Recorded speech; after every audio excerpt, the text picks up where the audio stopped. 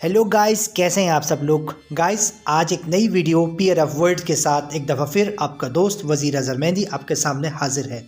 Guys अगर आप CSS, PMS, UPSC, GRE, GATE, IELTS कुछ भी दे रहे हो तो ये वीडियो आपके लिए काफ़ी ज़्यादा बेनिफिशियल होने जा रही है।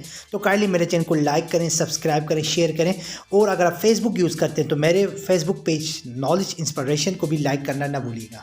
तो गाइस आज हम जिन दो वर्ड्स के बारे में बात कर रहे हैं गाइस, वो आप सुनते भी आ रहे होंगे, वो है जी बस वर्सेस बस।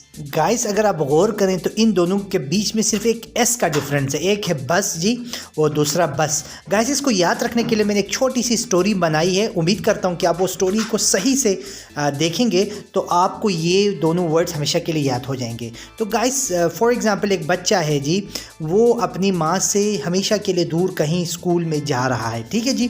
तो वो बस में बैठा हुआ आपको नज़र भी आ रहा है और उसकी माँ उसको फ्लाइंग किस दे रही। देखें, आप देख सकते हैं बस में आप रोज़ाना सवार होते हैं, ये तो सबको पता है।